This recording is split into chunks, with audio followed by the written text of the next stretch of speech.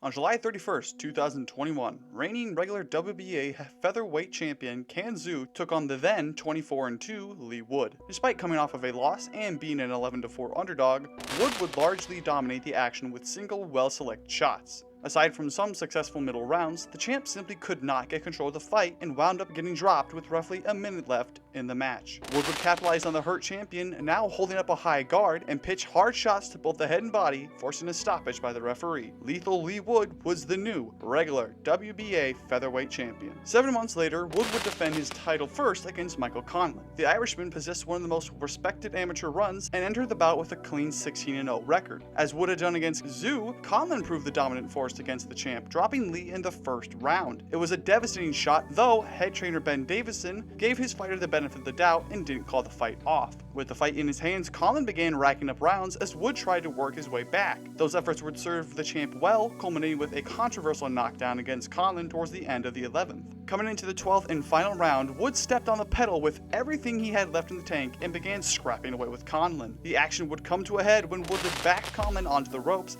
and began to ring out shots. A cross would buzz the Irishman, leaving him out on his feet before Wood let out an additional flurry of shots that would send Conlan out of the ring. Leigh Wood came from behind and defeated his opponent in true championship fashion.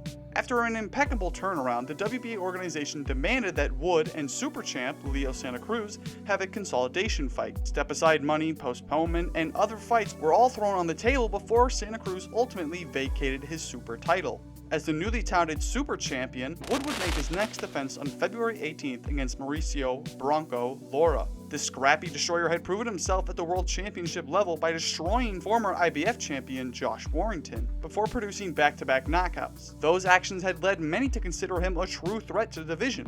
The action that night would see Wood largely work behind his jab, dodging shots, and smashing Lara with counter right hands. Bronco proved resilient to the output from Wood, and in the face of educated shots, would smash away with clubbing hooks to the head and body. Wood was often throwing shots and remaining in place and admiring his work.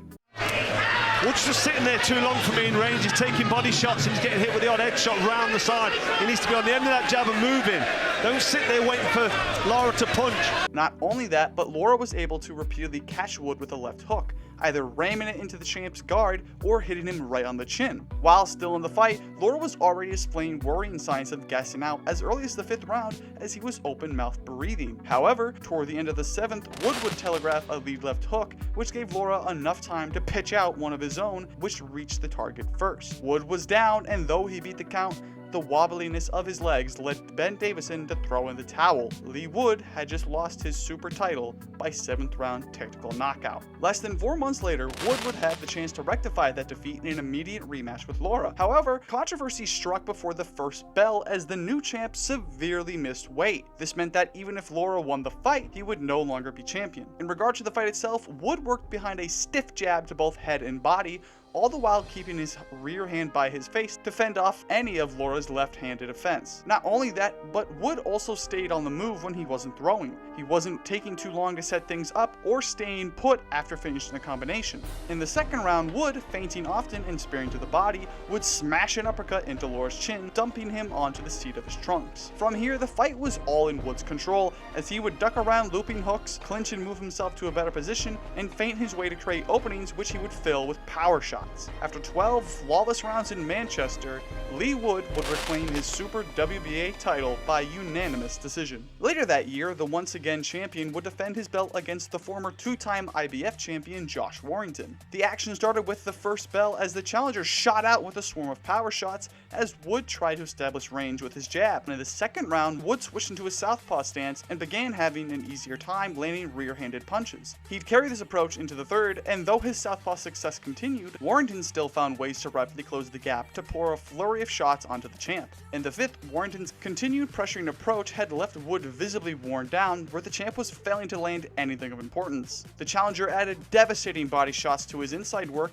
which only ripped into Wood's draining reserves. With less than a minute into the 7th round, Warrington would be deducted a point for a shot to the back of the head. The penalty did little to dampen his spirits as he jumped right back into smashing blows into the champ. At that short range, Warrington was eating Wood up with hooks before, in the midst of closing the distance, he got caught. Wood had finally timed Warrington's entry and placed a peach of a punch onto the challenger's chin. With his opponent stunned, Wood poured everything that he had left in the tank and dropped him as the bell rang. Warrington would beat the count, but as he returned to his corner, referee Michael Alexander saw that he was unfit to continue. Despite being down on all 3 of the judges' scorecards, lethal Leigh Wood turned it around in impeccable fashion. Leigh Wood is currently 35 years old with a 28-3 record, where 17 of those 28 victories came by way of knockout. After the Warrington fight, both Wood and Davison made it clear that they would be vacating the WBA title at featherweight, as Wood no longer could safely make the weight.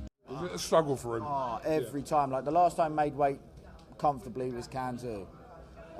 And I'll say comfortably, to a point where I was okay with it. With that in mind, let's consider what type of opposition he could face at super featherweight. In regard to the top 15, Hector Luis Garcia, O'Shaquie Foster, and Oscar Valdez are all valid options. While 2 of them are coming off of losses, they either are or were champions in that division and have shown to be more than capable of giving it their all. Luis Garcia and Foster would prove the more technical opponents for Wood to adapt to and deal with. Not only that, but considering how here and there Wood's chin was at 126, a fight against Luis Garcia, who hasn't exactly shown explosive power at the high level, wouldn't be a bad idea. As for Valdez, though he's 1-2 in his last 3, he has shown that he gives it his all until the very end, whether it be while getting schooled by former unified WBC WBO champ Sugar Shakur Stevenson, or scrapping away with the current WBO super featherweight champ Emmanuel Navarrete. That said, Wood has already hinted at boxers he's specifically looking to face off with.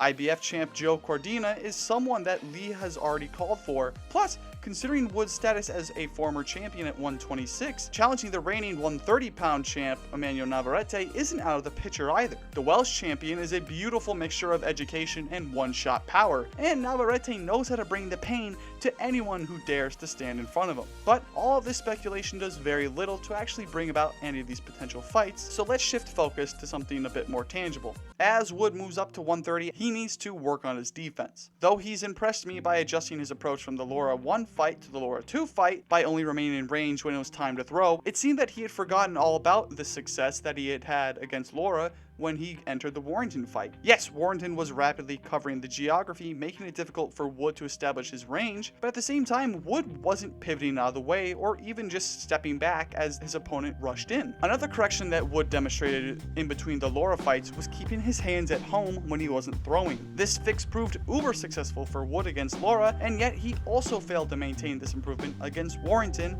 as his rear hand was often so low that his whole chin was exposed. Not only that, but we've seen Wood dropped and hurt by top 126-pound fighters, and if he is to move up to 130, he definitely needs to either put more reps in while doing neck strengthening exercises or absolutely improve his offense. Wood got lucky that Warrington rushed in slightly overconfident in the last 10 seconds of that round, allowing him to get caught. If he is to jump straight at the top guys at super featherweight, he cannot afford to make the mistakes that we saw in the Laura 1 fight as well as the Warrington fight. In addition to the aforementioned successes, Wood needs to improve his inside game. Yes, Wood knows when to clinch in order to slow down the action when he's having a bit of trouble, but his ability to fight up close and work the body needs to be corrected. Though he put forth educated bodywork against Laura in the rematch, if he was able to fight at short range and crack hooks and uppercuts into the Bronco, he may very well have stopped him. To me, Leigh Wood is what a boxing champion should be.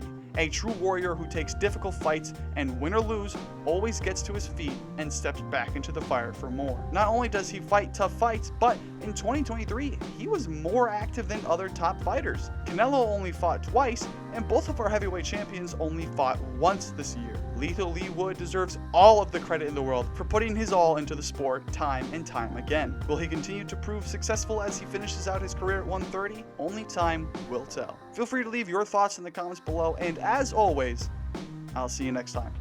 Take care.